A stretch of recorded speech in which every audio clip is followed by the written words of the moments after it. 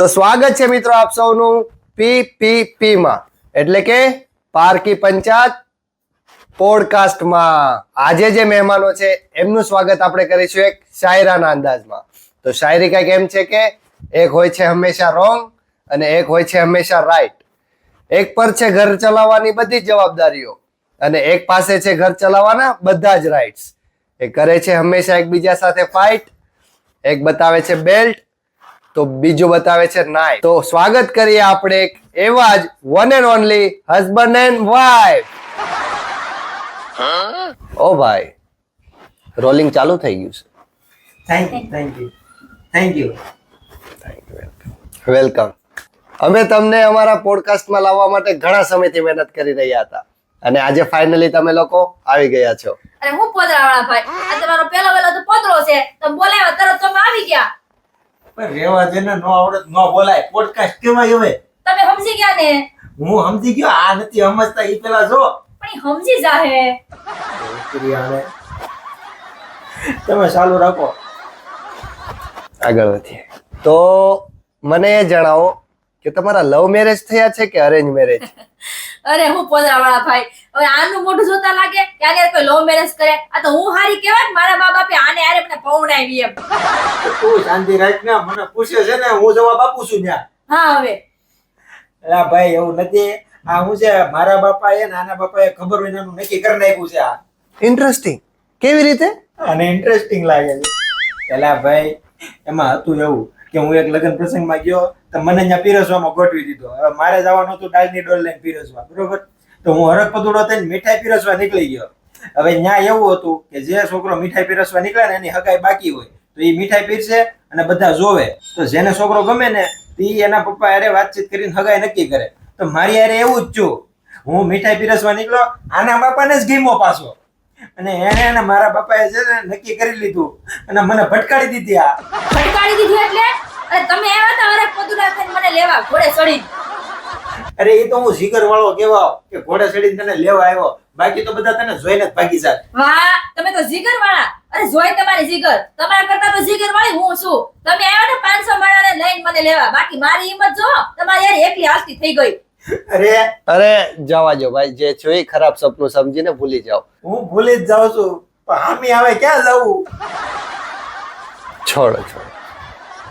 તો હવે મને એ સવાલનો જવાબ આપો કે તમે જેમ અહીંયા ઝઘડો છો એવી જ રીતે ઘરે ઝઘડો છો કે? એ તમે બહુ સારો સવાલ પૂછ્યો. ઘરે તો આટલું બધું નથી ઝઘડતા. ઘરે તો એકબીજાને બહુ રાજી રાખીએ. આ પણ ઇન્ટરેસ્ટિંગ. કેવી રીતે? ઘરે આવો એટલે તમને ખબર પડે કેટલું ઇન્ટરેસ્ટિંગ લાગે છે. એ તો હું છે ઘરે રહોડામાંથી છૂટો હાંસીનો ઘા આવે, જો વાગી જાય તો ઈ રાજી રહે અને જો સટકી જાય તો હું રાજી રહું. રેવા દ્યોની હવે, અત્યાર સુધી એકેય ઘા સૂકી નથી હો. હું સૂકી નથી. તેથી ઘા સુકાઈ ગયો તો ખબર નથી તને? ક્યારે? અરે તેથી સંપલનો ઘા કર્યો ને ત્યારે. અરે એ તો સંપલ હતું ને એટલે, બાકી હાંસીનો ઘા અત્યાર સુધી એકેય સુકાણો જ નથી. મને બધું યાદ જ હોય કે ભૂલકણી નથી.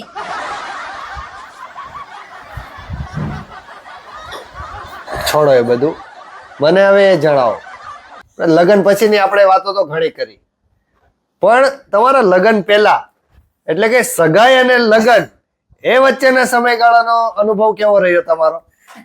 અરે પોદાવાળા ભાઈ, હું શું વાત કરું. જ્યારે સગાઈ થઈ હતી ને મારી, ત્યારે આપણે મળવા આવતા ને, મને રાજી કરવા છે ને અલગ અલગ હેરસ્ટાઈલ કરીને આવતા. બોલો, અરે એક વાર તો તેરે નામની હેરસ્ટાઈલ કરીને આવ્યા હતા મારી હાટોથી. અરે ખોટું બોલે છે આ. અરે એવું નહોતું. એમાં છે એવું કે અલગ અલગ હેરસ્ટાઈલ એટલે કરતો તો હેરસ્ટાઈલ નો ગમતી હોય ને તો કદાચ ના પાડી દે, તો તોય એને ના નો પાડી. તો છેલ્લે બાકી છે ને મેં તેરા નામની હેરસ્ટાઈલ કરાવી નાખી. હું કામ કે મારી આંખ આડા વાળ આવી જાય અને આનું મોઢું જોવું ન પડે એટલે. Very interesting. આને બધું ઇન્ટરેસ્ટિંગ જ લાગે છે. અને કેમ સમજાવું? તો હવે મને એમ કહો કે તમારું માનપાન તો આયા જોયું, પણ તમારા સાસરિયામાં તમારું કેવું માનપાન છે? એલા ભાઈ હારિયાની વાત રેવા છે ને, હું તમને હારિયામ કેવું. ઇન્ટરેસ્ટિંગ. જણાવો. શું કઈ છે?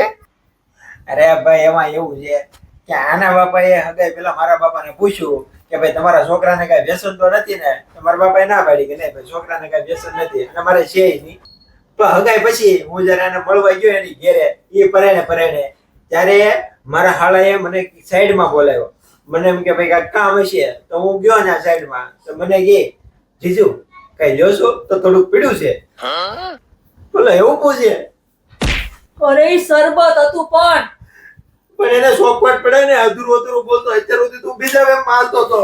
લિટલ શરબત ભાઈ, થોડુંક લિટલ અરે પોદરાવાળા ભાઈ, પોડકાસ્ટ. અરે તમે સમજી ગયા ને. અરે જ્યારે આ જાન લઈને આવ્યા હતા ને ત્યારે મારા પેરિયા વાળાની પાછળ ફરતા હતા. જમાઈરાજ કે ખામી તો નથી ને, જમાઈરાજ કે ખામી તો નથી ને, બોલો એટલું માનપાન આપતા હતા. હવે હું તમને શોખી વાત કહું. એ હુલેન ફરતા હતા ખબર છે, પાછળ કે ખામી નથી ને ખામી નથી, કે જેમાં ખામી હતી ને એ તો એને મારી યારે મોકલવી હતી. એટલે શું છે મારામાં ખામી? અરે હોળે હોળ ગુણ પૂરા છે મારામાં. એમાંથી એક ગુણ વાપરતો સારું કહેવાય. કયો ગુણ? મૌન રહેવાનો. અરે હું જીવું છું ને ત્યાં સુધી તો મૌન રહેશે જ નહીં. તમારા કાન બંધ કરી લેજો. અને જ્યારે હોય ત્યારે તમે મારા પીરની ઠેકડી શું કરો છો? જ્યાં બેઠા હોય ઠેકડી ચાલુ કરી દે. પેલા જોવો તો ખરી તમે ક્યાં બેઠા છો એમ. ઠેકડી કરવા જેવા જ છે. ઇન્ટરેસ્ટિંગ. અને હવે હું ઇન્ટરેસ્ટિંગ લાગવામાં. યા તમે બંને ક્યારના ઠેકડી કરો છો? તો ઠેકડીનો મતલબ શું? અરે ઠેકડી એટલે પારકી પંચાયત. ઓ, તો આપણે ઠેકડી ચાલુ છે એમ? તને કોણે કીધું કે આને શીખવાડવાનું? એટલે તને કહું છું તારો મૌનનો ગુણ છે ને એ થોડોક વાપર તો આવું ન થાય. તમે ભાઈ જવા જો, બીજો સવાલ પૂછો. છોડો.